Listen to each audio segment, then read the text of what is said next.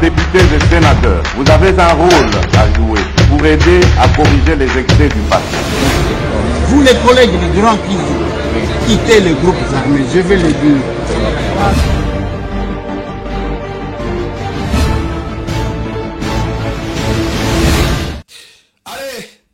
Bonjour, bonsoir et bienvenue, fidèles téléspectateurs. Bandeko Balandia Masolona, député, rendez-vous Nabissoua Patriote. Mais avant de commencer cette émission, je tiens à dire un grand merci à vous, chers patriotes, compatriotes, à travers le monde, comme Naotel Koloba Lobby, Batu Belé, Banamboka Basangani Mupikuliboke pour nous soutenir Mboka na Bango.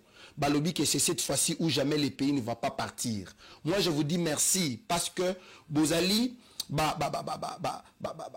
collaborateur, Bozali tout o bondima ki papa nanga, pour ne pas dire tata nanga, ndeko Eliezer Tambwe, mais vous avez cru na bitumba o parce que tout ça la continuité. Papa salaki musala, alobaki na biso, toyoki nini papa alobaki, totali engagement ya papa na kati ya mboka. Totali qu'est-ce que notre père faisait et on ne voulait pas faire de l'école buissonnière. Nous sommes restés là au pied de Papa Toyoki, ce que le père a dit. Et ces émissions restent. Parce que les Kinois, Misusu, pas tous les Kinois, Bazala ceux qui va former yo, Lobikuna ou Baluki. Nous les disons à la télé, ça reste à la télé. 10 ans, 50 ans plus tard, on ne sait pas, mais sinon, nous avançons comme ça. L'histoire retiendra que Eliezer Tambwe, c'est toute une machine de production de vrais leaders et patriotes dignes de la République. Motenabino, vrai Wazalendo à travers le monde. Nous sommes là. Nous resterons toujours là. Alors bon week-end. Nabino surtout. Bipa surtout Bozali. Je ne saurais pas vous prendre beaucoup de temps. Masona d'hôpital et l'autre solo la nine. Likambo ya minemwe ezako silate. Qu'est-ce qui s'est passé? Banyamulenge balobinini batomboki. En ce moment, Ruberwa, Azawapi, est-ce que tension ça va? Ruberwa, tension ça va? Nyamugabo, Yaka na Kinshasa, qui est dans l'Assemblée nationale. Yo za mobali. Yo tanga bien, koleka ba Congolais. Ruberwa, yo tanga bien, koleka ba Congolais. Yaka lisusu, Yaka Kinshasa. Ce temps-là est déjà révolu. Bande Konanga, Masolona député, c'est le report, il y a véridique. Date au Bachaki pour la Constant Moutamba. Et l'ongwe les premiers et commis les deux. Pour la ligne commis les deux. Masolo. Masolo député Bandekonanga. Polémique autour du financement de travaux navari urbaine à Kinshasa. Pitopa les Kotaki. Qui dit vrai, qui dit faux? Entre le gouvernement provincial de Kinshasa et le gouvernement national, tout le gouvernement central. Doudou Fomba Likunde Libotaï. Qu'est-ce qu'il a fait et qu'est-ce qu'il a dit? On vient éclairer. Bandekonala, deuxième congrès, il y a Union sacrée de la nation. Qu'est-ce que les Congolais vont retenir? Ils vont retenir quoi? Qu'est-ce qui s'est passé là-bas? Alors, Tosololite. Après, dans une surprise, Moko. Tosololanam. Tosololalelo. Alors, nous allons commencer par le dossier de Minembwe parce que là-bas, il y a beaucoup d'encre et de salive. Les gens racontent du n'importe quoi à Kinshasa. Batobazo raconté ma comme les réseaux sociaux. Il y a un autre lobby qui est bisototika la awa. La continuité du combat. Les combats de Lumumba. Et ça qui ressuscité na Eliezer Tambwe. Aujourd'hui, Eliezer a compris, a filtré pouvoir. Il dit, baleki nanga, bakope so $100 000, okolia ekosila. Mais ma belé, ekotika la libela, et bakolongole jamais makila, bakongole bacho ya barwandais. Bakolongole jamais makila, wana, basali yo dialyse. Dialyse. Balongoli makila, na yo, bache ya ba américain, impossible. Botuna ba Pero Loire. Bazo souffrir pour ça na amona kapela. Pero Loire, vienanga. Vienanga za na tibo woni azo créer babiloko nyonso ana. Viaza na posa zonga, bolimbi sa vieille azonga. Viaza na posa mona boulevard du 30 juin. Vie bozonga, Félix Aobo Wisamboka, revenez ici. Revenez. Revenez au pays. Donc, bande kolanga les problèmes ya Minembwe, tisikoy. Je vous dis, les Wazalendo et nos forts d'essai, Baza toujours là, Mibali, on le met. Hein? Baza ko tout année ko touta, qu'on ne vous trompe pas. Des journalistes cooptés. Vous venez là-bas que pour distraire. Nous, on n'a pas besoin d'être professionnels. Donc, on a patriote que professionnel. Parce que, bon, profiter, un journaliste professionnel ne peut pas faire ceci. Bon, profiter si ma déontologie, on a pour faire du n'importe quoi, mais nous resterons là debout, des patriotes. Nous allons défendre notre patrie, tout en étant au micro. Oui. À Minembwe, là-bas, la situation est telle que le phare d'essai, le phare d'essai et le Wazalendo, Basi Bakangi partout. Qu'on ne vous trompe pas, parce que je viens un individu m'envoyer une vidéo. Prochainement, je vais mettre ton numéro ici. Comme ça aussi, là, on a Congolais. Il m'envoie une vidéo. Oh, toi, tu racontes des histoires. Eliezer te trompe. Voilà la vérité. Quelle vérité que tu vas me dire?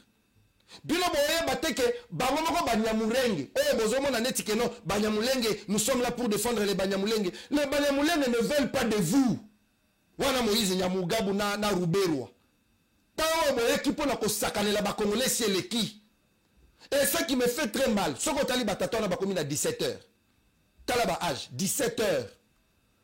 Mais vous voulez toujours, vous jouez de cette république où il y a constamment Tambao, Yalelo, Bajen, Baola, la Libanda.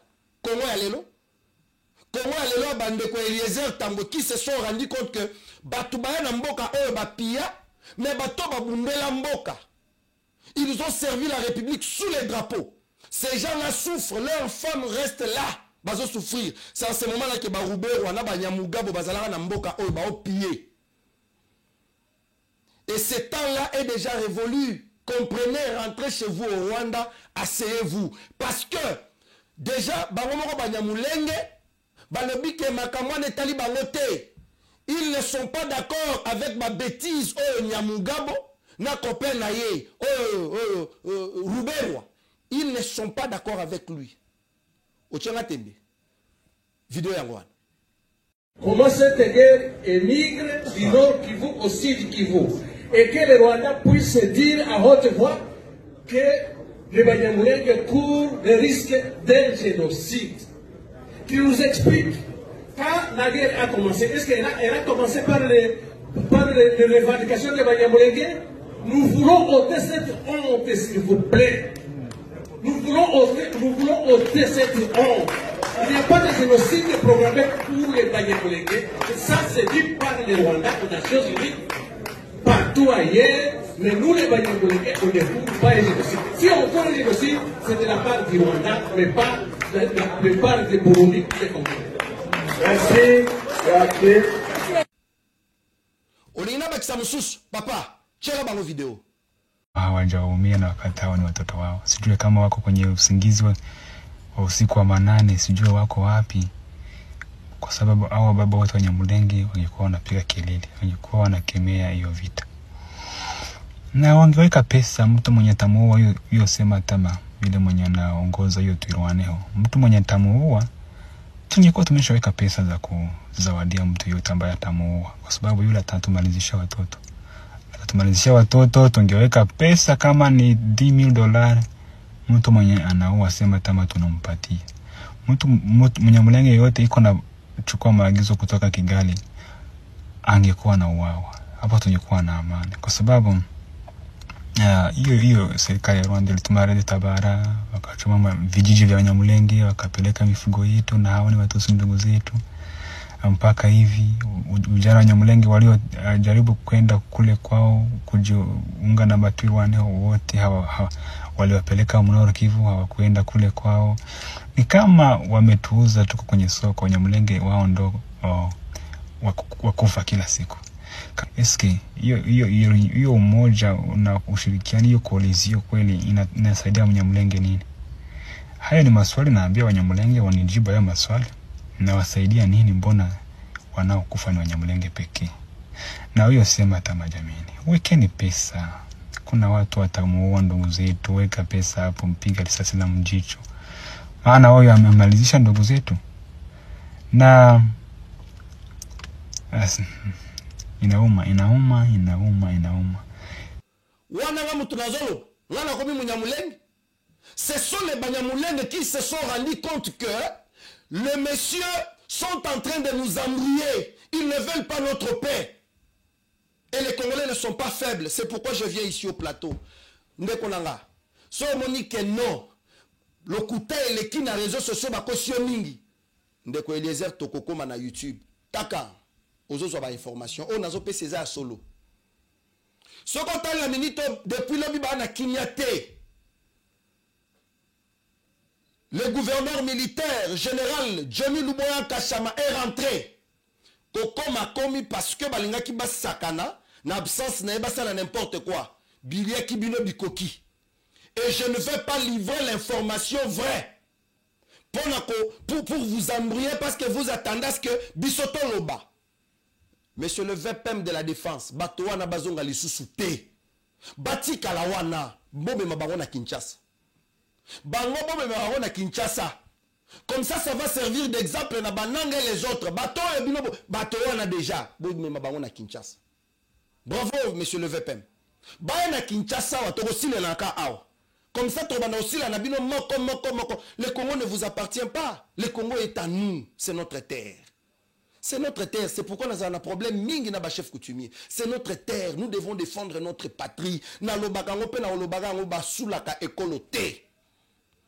resterons toujours là debout. Nous accompagnerons le président de la République pendant cette période. Nous accompagnerons les institutions de la République pendant cette période. Et Tokondimate va aventurer les cas. Donc, retenez une chose, si on a ça l'émission AO, Kuna, tous les M23, ce sont des femmes. Bas, mi bali balata ba jupon na sa ba pantalon, tous ces gens-là. Fardesena wazalendo ba pelisi moto. Batutu ya bilongi milangi, mbangu.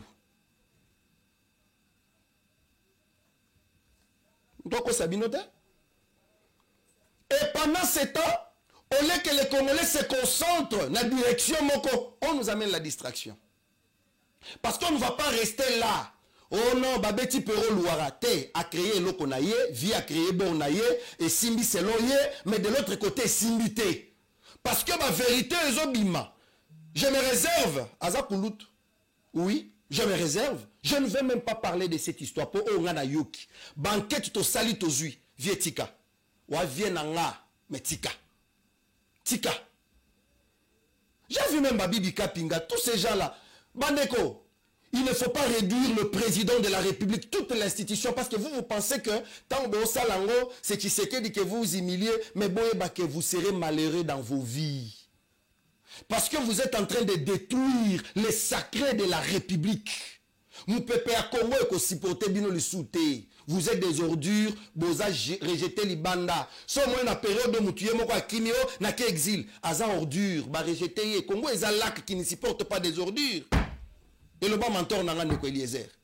Alors que nous sommes tous un lac qui supporter ba ordure té. Ce comme on dit mutuka yé moko aza tranquille té. Aozakama zakama tantôt misu pai pai, tantôt gauche droite.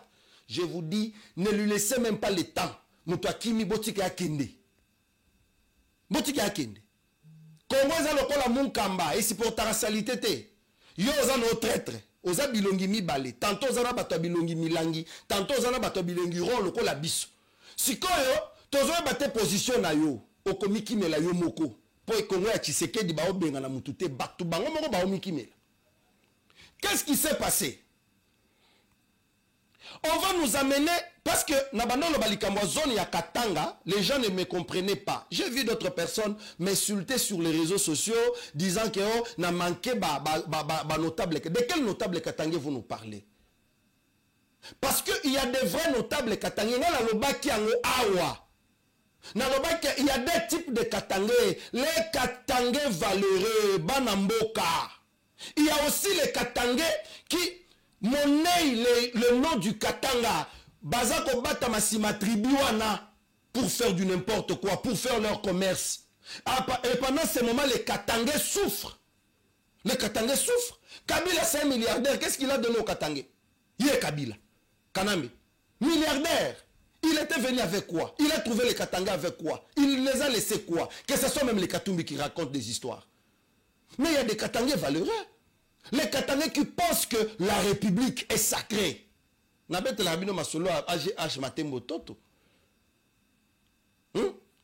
nous amène l'histoire, oh, Lwilou, visite Lwilou. On crée un groupe de jeunes qui ne comprennent absolument rien. Allez, bah créer le Kwana pour nous embrouiller. Pendant ce temps, on ne sait pas ce que l'ennemi est en train de préparer. Et Banaki Najak Kiaboula, Sikoyo et Komeli Fifi Masuka Saïni.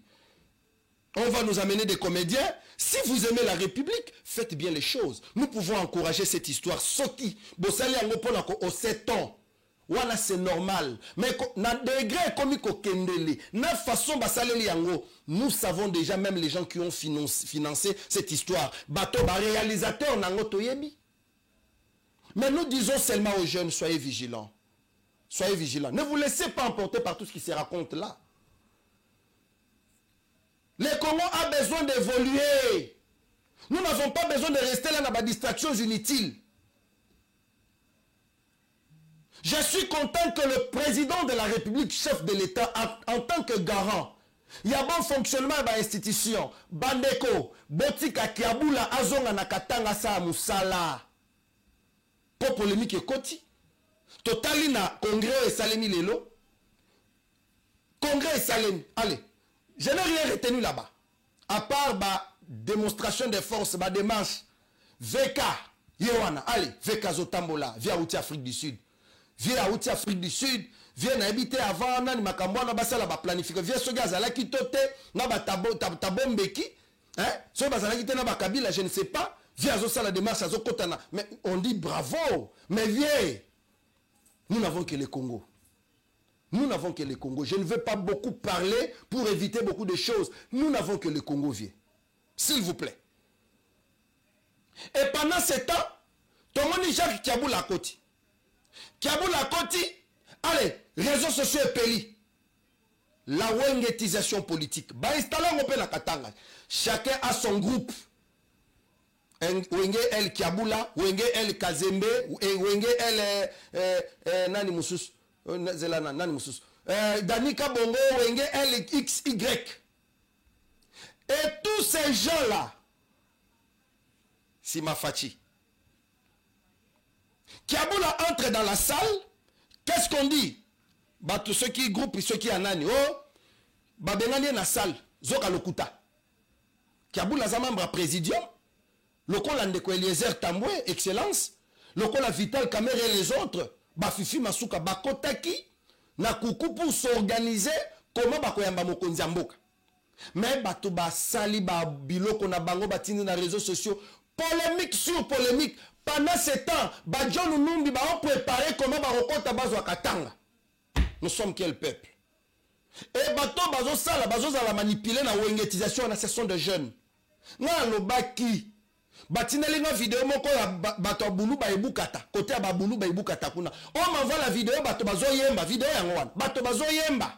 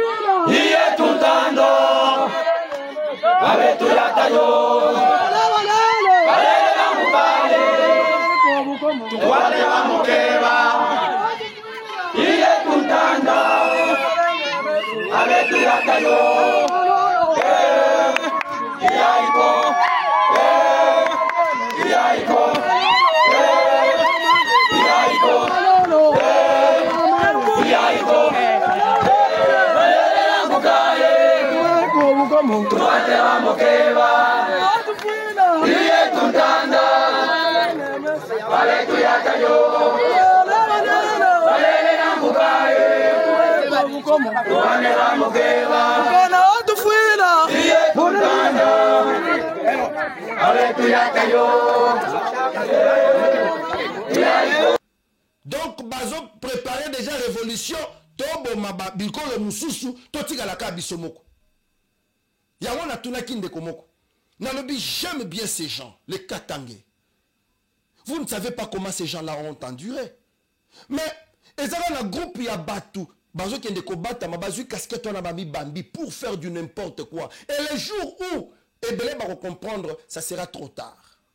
Monsieur le Président, Fongola Misukun. Zongisa Kiaboula Sala non Moussala. Même s'il y a des erreurs, sûrement, œuvre humaine, ils ont la imperfection. Ils ont la erreur, non? Ils ont la erreur, non? Laissez Kiaboula Sala non Moussala, qu'il termine ce qu'il avait commencé, oh, Boyokana Kinaye, a réalisé en gros. Il sera au pays, ce qui est simité, peuple, ne va pas s'occuper naïe. Et comme il est là, Katang est commis désordre, bas chantier est télémi, insécurité du paille. Oh, Koto Boye, oh, Bakasa tout a mis Fukush. Je me dis, mais yo za Katangé, au fani na Kinshasa, et c'est pas na binote. Hein? Yo za Katangé, ok Afrique du Sud, et c'est pas na binote. Au Tonginda, et c'est pas na binote. Yo za Kasayen, au Zobenga na bateau, pas na bino. Tango na Kinshasa, Kinshasa c'est bino. Arrêtons ça. Et pendant ce temps, bateau baza distrait. Tu continues à mouvement, distraction. Donc, distraction sur distraction et moi que je ken. Bande konanga, je pense que nous devons être sérieux avec nous-mêmes. Mboka, ezo kende, et kokende pe soki tokoza la conscienté. Revenons, ramenons nos cœurs à la République. Rattachons nos sangs. Tout ça la pacte na mabele. Donc, ceux qui bal picolio, na mabele ki. Tant que nous serons vivants, ce pays ne partira pas. Le pays de nos aïeux. Pour Bakotuna Biswa Tanzambe qui nous a créé Congolais, il sait le pourquoi. Il a une mission avec nous parce que l'homme c'est un projet de Dieu. Batindio na Congo. Si ko yo lingo la kisake, o le kinzambe na maelo comme américain. Papa, o kotalo la ta. Tika la mabele na. Parce qu'il y a une mission. Tu as une mission au Congo. Tu as une mission au Congo. Donc on a katanga désordre Kotaki, trop de marches, au soutien, marche à soutien X, marche. Je ne comprends plus rien. Ramenez l'ordre. Monsieur le Président de la République, Monsieur le VPM, je suis content qu'on convoqué le chef des corps, il y a l'Assemblée provinciale, il y a la province, nous se disons, le gouverneur, le vice, le président de l'Assemblée nationale, le adjoint, qu'ils viennent d'abord travailler, ramener la beauté dans la province. Ramener la beauté. Likangwa Kinshasa. Polémique. Je vous mets cette vidéo-là. Il y avait une réunion, certes, entre organes certifiés, attachés à l'État, au basa censé. Il y a Pesabiso Banzela na Kinshasa. Il y a Besheko, ACGT, OVD, tout ça. Je vous propose cette interview. Il y a directeur Tumbachi qui est là, il y a OVD. C'est ce qui vient jusque-là éclairer l'opinion autour, il y a financement, il y a des travaux à Kinshasa. Et il y a gouvernement central, tout provincial à Kinshasa. Place à la région, on se revient tout juste après. À ce qui concerne le financement, nous avons regardé, et là nous pouvons féliciter le ministre des Finances, qui, en très peu de temps, est en train de mobiliser des moyens financiers afin de permettre l'exécution des différents travaux. Et nous avions regardé quels sont les projets qui nécessitent à ce que le paiement puisse se faire. Et là, le ministre des Finances nous a promis, d'ici 8 jours, de pouvoir financer. Ce n'est pas qu'il n'avait pas financé, mais de faire des ajouts sur ce que nous avions demandé dans les 8 jours pour nous permettre d'être plus à l'aise afin de pouvoir exécuter les travaux. Il a insisté aussi sur l'acquisition de draglines. Je pense que on va aller dans une solution peut-être d'achat et de location dans un premier temps, le temps de pouvoir placer les commandes à l'extérieur. Donc ça, ce sont des actes sur lesquels nous avions insisté. Et nous avions regardé aussi de pouvoir lotiser les différentes actions qui sont en train de se faire, c'est-à-dire de faire les travaux par phase pour éviter que toute la ville soit quadrillée par les travaux et ça empêche aussi la fluidité en termes de circulation. Mais juste... Voilà. Aucun débat autour de ça. Alors, Bandekolanga, Totika, aventure. Le gouvernement central s'est décidé d'activer les travaux à Kinshasa. Donc, Kobanda Lobby, Misolozo Bima déjà, Besekwa Zokakozwa par na présenta Kabino Misala Besekwa Salaka. Banzele Belezo Salim. Bana Kasai Central, Toza Koya. Hein? Toza Koya na Kasai Central. Nako bimisa biloko nyonso. Ba projet, ba plan nyonso tout ya mabe na robimisa. Parce que nous sommes patriotes. Bino boza ba patriote ko leka biso te. Par contre, bino bokomi na 18h, loko la ba roube wana o tabum soki tabumbeki. Tata wana komi na 18h. A komi na 18h. Et je lance un défi à quiconque a koluzong selanga awa réponse ya mboka nini ezwa kimia na nzela ba dialogue.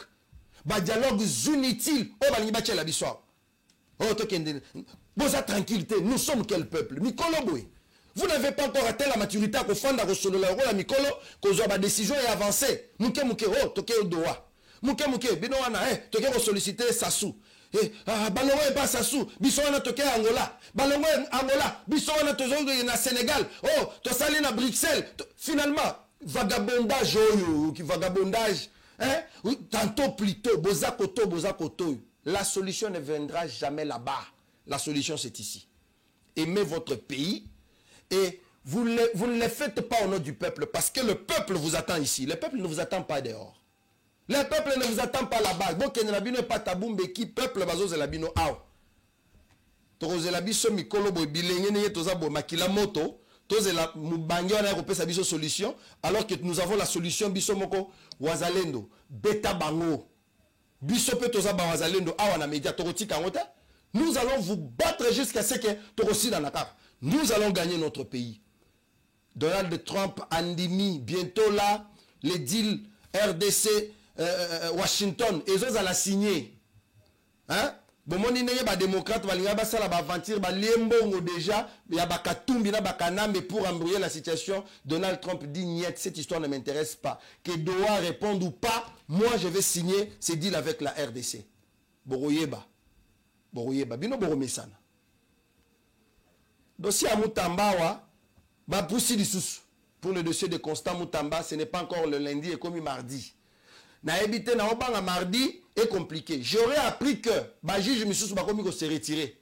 En tout cas, Bissot prêta serment pour servir la nation en toute sincérité. Mais ma cambo bakomo me ma bisoyo.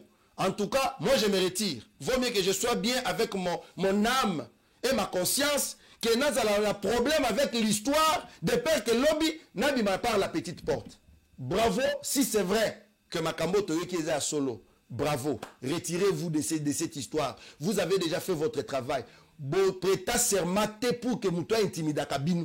Vous aviez prêté serment pour dire les droits. Si Moutamba est innocent dans cette histoire, Botikaye et le vrai procès s'arrête devant le peuple.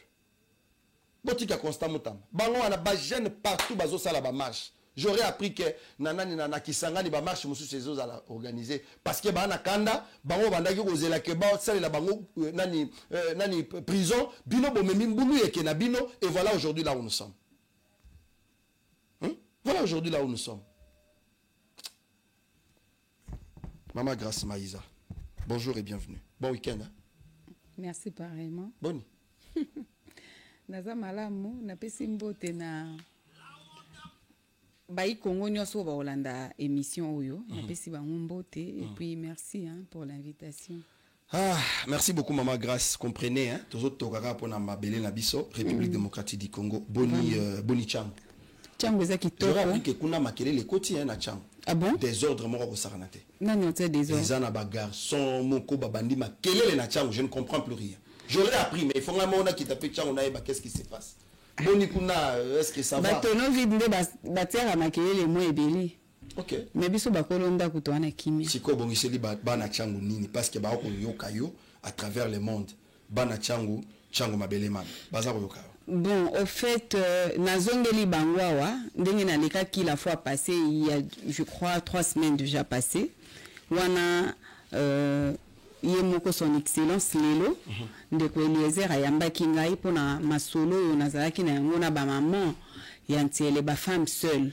Donc, jour J, -1, c'est déjà pour demain, dimanche le 31 août, où Tokoku Tanana, ba femme seule, il y a Association des femmes congolaises leaders AFCOL en sigle pour Namakambo to Kanakina Bango.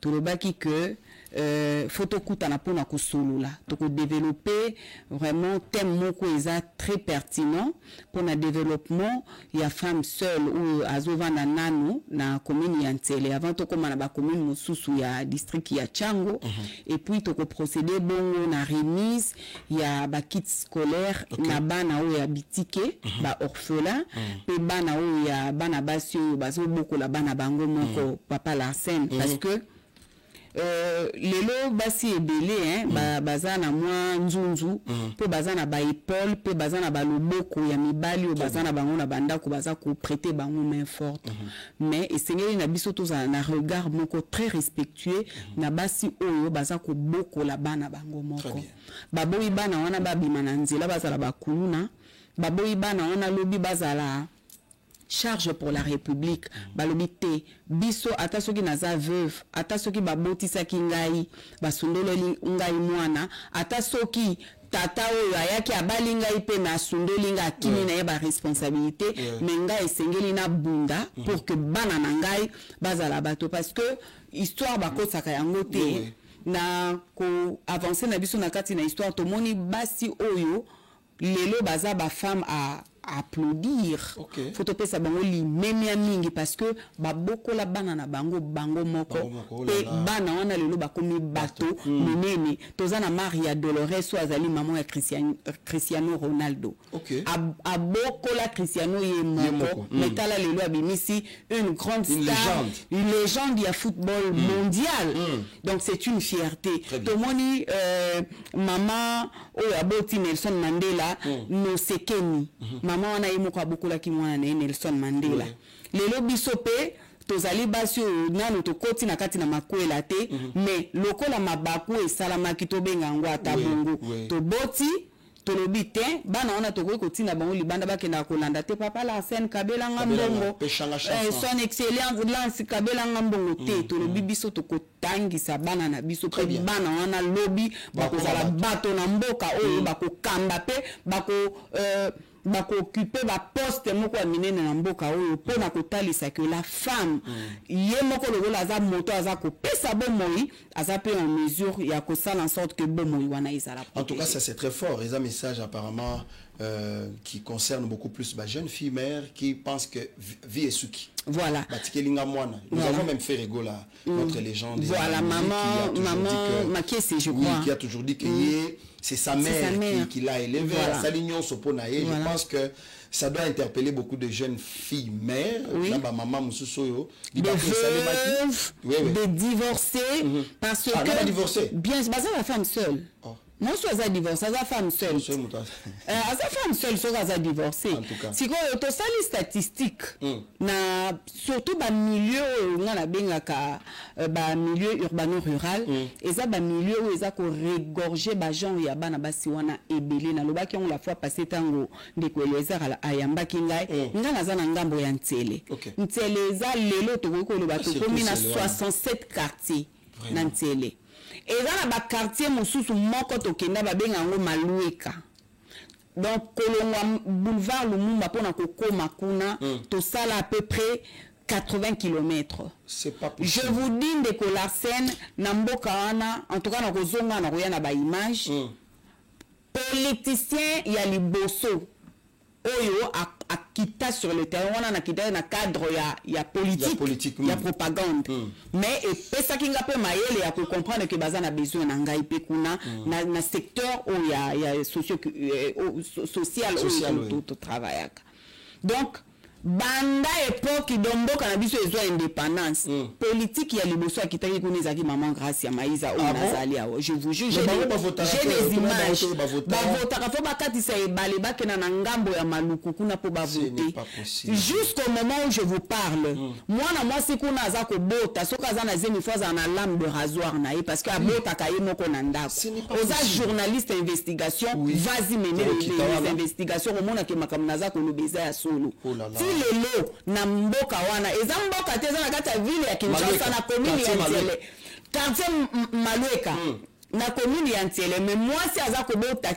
kino lelo baza ko kat azobota ye moko na ndako pe akati cordon ombilical na lame de rasoir bisika wana baza na pharmacie te baza na hôpital te école kaka moko ya bakimbangiste eza pe construite en argile. Ce n'est pas possible. Si on tala na bisika ende ngona baza na électricité te baza na moulin te économique la bango fufu kilo lelo bango batutaka fufu na bango na liboka. Loso na bango basala kango na liboka. Donc cela veut dire même bato bazo vanda wana na mbanzangungu bazo bango malamu koleka bango soit disant bazo vanda na kati ya capitale. Alors bisika ende ngona place wana ba fille mère batondi meke parce que la seule distraction eza nini donc azoki ma déjà passé na ke data pa mobile yango payer moko position ezalité alors tout ya ba fille mère est tellement élevé mais ces femmes là ont besoin de l'éducation c'est vrai au Congo que nous memeli eloko mais le donner ne peut pas précéder la connaissance. Très bien. Parce que ce qu'on peut si mutu au PC connaissance te a osaranango. Ouais. Vous comprenez? C'est par ta propre faute que tu perdras l'héritage que l'Éternel ton Dieu te donne. Ozomona donc okoko ke no PC biloko mais lokola ayebi importance ya makambo ozo pesa été pour azana connaissance te ya ko perdre yango biso toza ko procéder na ba moment lokola ya ba séminaire ya formation auto ko développer ba thème net thème auto pona ke ezali les 12 compétences non périssables et payantes pour transformer ta vie chère femme seule. OK. O ezana le poto mais to ko décortiquer yango na lingala pona ko pesa opportunité na basi wana nyoso ba yeba ba 12 compétences yango ezali nini. Après que toko salelo ko ana toko continuer bana basi ebelo bazana ba blessure intérieure. Mobali moko abotisi mwana mwasi bomoni azolo bate mais cette femme là souffre en silence. Parce que mingi bana basi ya Afrique en général il y a RDC en particulier ba koka olo bate ba chuchotara kaka ba sa victime ya ba blessure mwana mwasi moko ta kolinga ki mobali ati ezemi pe asundola ye ça fait mal alors il faut qu'on commencer par penser ba blessure wana eza la cicatriser to réinsérer bango na société et puis to lancer bango l'autonomisation de la femme. Mais ça c'est les rôles, il y a ministère, il y a genre famille et enfant, yango makambo jeunesse kobeta maman nazoka bolambongo lelo na congrès kuna mama bisika mama ministre ya Jean Abozala ezaka wana ouais ndoi nanga ezaka kawana te ndeko mwasi grâce ndoi nangai ozui lelo ministère ozana moto ya ministère ya jeunesse. La jeunesse n'est pas seulement dans la commune de la Gombe nana kolinga aisance na yo tiango na mo mopandi zala sur terrain comment la ba milieu neto biso tozo biso bisika biso to c'est la mort. Nakendaka jour moko na badara 4. Je vous dis que les lelo na uti koloba na plus de 67 quartiers. Vraiment. Sikoyo 67 quartiers wana auto yebika ezala le long ya boulevard Lumumba. Kota na kati omona ndenge bana basi basa ko vivre ba jeune basa ko vivre na niveau ya précarité moko. Même bateau je vous dis. Maintenant jeunesse ya ndenge wana eza espoir ya mboka. Éduquer une femme, c'est éduquer toute une nation. Maintenant, ces femmes-là, ces jeunes dames-là qui ne sont pas éduquées, banane barozoa relève. Maman Grâce a dû le ministère de la jeunesse parce qu'elle a eu le temps d'étudier. Parce que ma parents n'a eu besoin qui temps à éduquer. Maintenant, toutes les femmes toutes les jeunes dames de ce pays ont droit à l'éducation. Tout à fait. Quand il y a famille eza ko bango baza na droit ko za l'éducation. Mais lokola baza na ba milieu moko courant na nous ezala kate. Alors qu'est-ce qu'il faut faire? Tant que ça ba séminaire na ba misika wana pona ko ça éveil ya conscience, il y a jeunesse mobimba. Parce que la jeunesse ce n'est pas seulement à Matonge ou à Bandalungwa ou quoi. La jeunesse c'est partout et surtout qu'il s'agit de la jeunesse féminine. Ah tozo le bela makambo ya basi. Tozo le bela makambo ya ba fille mère. Pona nini bana baswa baso ke na kobota botande ngwana. Monsieur c'est ça cause à ba difficulté. Monsieur c'est ali manque ya connaissance. Mobali moko ya bini ni bali boa boyebi ko baratiner bato. Akoya baratiner. Moi ça yo. Après si motema bobe c'est coup d'été. Je peux être la victime. Voilà. Moza oui. Oui, ngonga ya ngwane ko parce que AFCOL est ça discriminatoire. Oui. Parce qu'il y a ces hommes qui souffrent en silence. Je vous dis. Dans des foyers. Les hommes souffrent aussi en silence. Mais le quoi que na molo le femme seule. Secteur wana penza ya bana basi baza abandonné à leur triste sort. Il faut gouvernement et bois kamiso mama Denise Nyakero. Ozali mama pe ya bana basi bavani na ntele kuna na kati po bazana singa inga kuna na se. Bango pe bazwa ki kutu boato po ba kele ko biso de la propagande kuna il y a des images. Biso to sali propagande pe la kata ko diambo kato tei Félix Tshisekedi kuna. Ba mosusu ko bazo mona poto Félix Tshisekedi ka mokolo wana. Ah, yele président na biso bazala na télévision comment président nani? Comment président na biso? Jean-Pierre Félix Etienne Tshisekedi. Vous comprenez? Ba yebite mais biso to keto memi ba photo to lobeli. Et Seigneur tout ça la rétrocession. Très bien. Papa mokonzi ekolo azongi na ebonga c'est vrai. Mais papa mokonzi ekolo soki azala makambo mwa mingi na ba makambo ya ba guerre ya ba bazango créer ba trouble alors qu'il a une grande travail à faire. Bwa kape miso na ba mama oyo bavandi na ba bisika wana biso toza koloba. Très bien. Ça la pe ba descente parce que bango pe basala ki ke ngwende ya tata mokonzi amboke sala nini ezala affermi pe lelo azonga na deuxième mandat. C'est 54 ans na bazana kati. Bien sûr, bien sûr, parce que population Isabelle kuna ne vous en faites pas. Population moko Chine populaire au boka ke chango Chine populaire ça quand ils ont na ba na kati kuna mais bato baza ko vivre na kati na ba condition moko baza même pas na dispensaire. Maman Denise Nyakero, yo za na fondation, lelo ekomi fondation Lona. Pourquoi ne pas inviter aussi AFCOL bino le kwa bo kitaka kuna. Maman, bonjour, to travailler en collaboration. Bon ça la na ta hôpital moko parce que bango pe si baza bana Congo. Ba maman pe si bango le ba voter ki papa Fatite. Si ba ça pe na droit quand même, il y a cause rétrocession à moké, il y a quand même besoin ya mboka na biso. Ba la droit. Ba ça c'est un droit. Et ça droit na bango. C'est là ont droit à l'éducation. Bana na bango bazana droit à l'éducation. Yango mona ki biso avec le peu de moyens, les moyens de bord. Salaire na ngai na bombi le kwa na yeba ki rentrée scolaire za na sombi ba sac, na sombi ba kai na lobi bana wana bazuata. C'est vrai tozo lobela gratuité enseignement, ça c'est vrai. Longo nya tata mokonzi ekolo. Mais bakaye za gratuité. Ba sac za gratuité. Uniforme za gratuité. Ça pas toupé non plus. Ça pas voilà. Siko tolobi bon voilà. To facilité ba mama wana loboko moko afutandako. Moko bana ngo peso kolia malonge za te babela rapamba pamba parce que malnutrition. Bana ba bela koto baso kokate. Biso to bito pesa ta o moke toza nango ba sac ba kaye pour que bana wana bazonga pekela sina sourire. Na posa ba question. Bato yo bazwaka biso belé basombi bandako na Kinshasa mobimba bako akokoza la tana 20 parcelles. Nini boyoka katango bana na bino bazokende classe na balolenge ya malamu na kati ya aisance ya malamu pe mwana mosusu azali pembeni wana ozomona azokenda classe azuka bakaye atena sachet ya sucre ya kulungungu.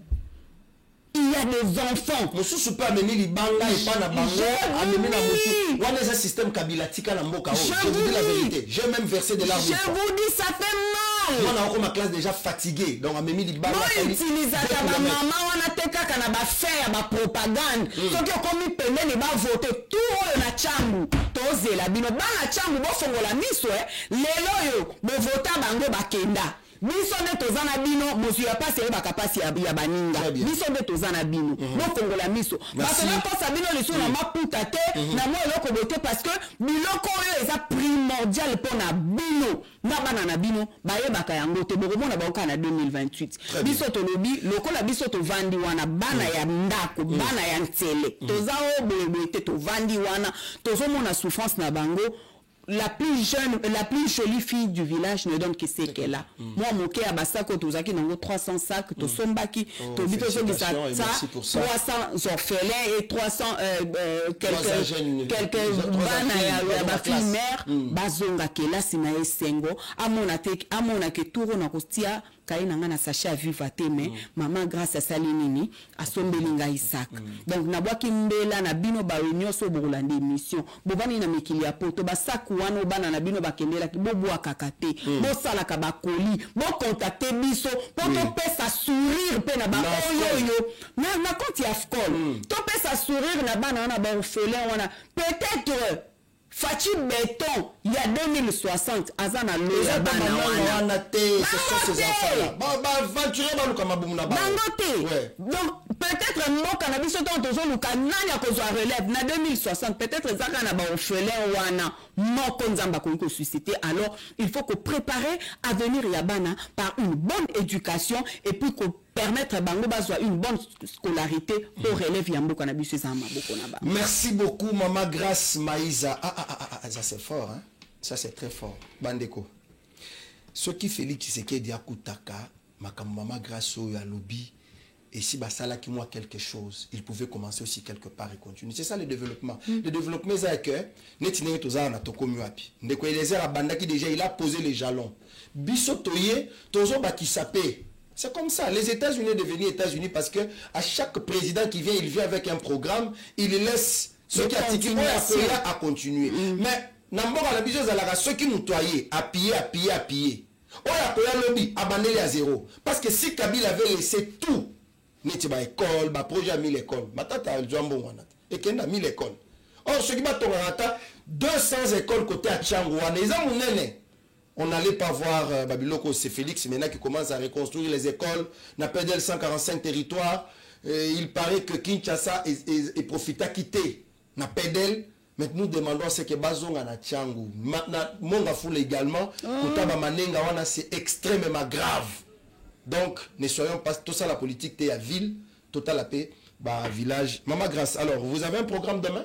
Oui. Okay. Programme il y a lobby né dans tout loba il y a kafu et ça déjà lobby à partir il y a 12h30 ba maman ba ruta en tout cas na ba reconyo sur la commune ya Ntsele bakozala wana na ba o bakozala na possibilité ko yana bana na bango bakoya ba musu bakozela ka bana na bango ba memela bango na bandako activité ko banda 13h30 to bandi parce que tozala na maman Rose Kanka yé que nza mikolo na zo beta c'était likolo na parce que c'est vraiment une femme au hasard modèle atika la veuve depuis 1982 bazali parmi ba femmes militantes il y a UDPS ba pesi bolenge na bango nyo surtout na partie UDPS alors maman on a tika na bana 8 moko akenda Fradi pe à son âme mais bana na nyo surtout kaka na kati ya situation ya vivage atangisi bana abimisi ba docteur vraiment docteur Marie au hasard na Afrique du Sud ba ya Angèle Pumbo ya salaki pe na Banque mondiale ba Jojo Pumbo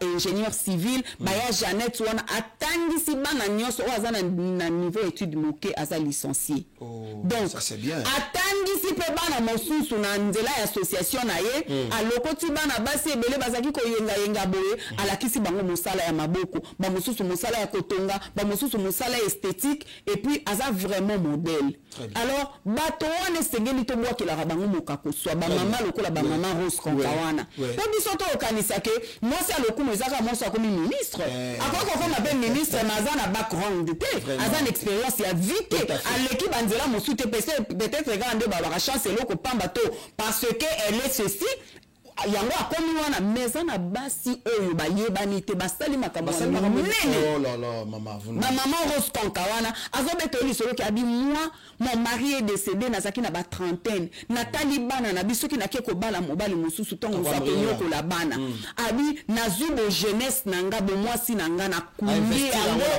pour mes enfants. Il faut qu'on soutenir les femmes seules. Très bien. Moi, si on y a beaucoup de bana yemo kwa za mwasi akopesa longonia, aza mwasi ya komona pamba temenge batomsu bakoma koloba, soki obali tazo bengo mademoiselle. Mademoiselle, ça veut dire quoi? Respecter la femme oyo abokoli libota ye moko. Parce que soka zaki na loboko mosusu ya appui, c'est qu'elle est kokoma extraordinaire. Imagine la maman de Cristiano Ronaldo. Azana mobali pe. C'est que Cristiano Ronaldo en dehors il y a un footballeur, à quoi vous appelez astrologue. Merci beaucoup, Maman Grace Maïsa. Makambolobi, c'est très fort, hein? C'est très fort. En tout cas, je profite aussi de faire un clin d'œil spécial à mes mamans. Ma maman Baza est belé qui va kokakate koyokabana ko souffrir. Je peux citer ici maman Monique Chituka. Je peux citer maman Denise Ilunga, Aigle, Aigle, parce que ce qu'elle fait c'est énorme. Beau soutenir Bana. Fondation Angoyo, venez investir l'argent ici. Parce que maman Grace Toyebi, Azali Aoutina école politique, il y a Eliezer Tamboué. Là-bas c'est le pouvoir de l'amour. Elle a accepté, il y a Zana Bana, Azapé na charge. Mandimi ko somba 300 sacs pour investir en éducation. Nous avons beau en éducation déco. Lobby et Kobote Labiso, sourire Moro Malonga, et nous aurons un Congo à la hauteur de Lumumba. Tout ce que nous pouvons faire, c'est d'investir en éducation. C'est pourquoi la commissaire Mingi Fatu Béton, pour ce qu'il est en train de faire dans le système éducatif en Bokanabiso. Mais si le monde veut vous contacter, bah, contactez Bino par quel numéro? Voilà, bah, contactez Ngai na numéro, bon, Bisso, bureau, na numéro plus 243 82 34 90 892. Plus 243 82 34 90 892. Voilà, bon, Bisso directement. En tout cas, téléphone est ouvert 24 heures sur 24. Bon, Bisso, botina ba suggestion, botina ba question, encouragement, bozo ape le boko botina kati ya pat oyo pour que moi na moko etike so ki azu sourire na nzela ya $1 oyo ko ekotinda na kati na makambo oyo association de femmes congolaises leaders ezako sala. Allez, tu sollicite. Bon. À demain. Je ne sais pas. Ciao. Ciao, ciao.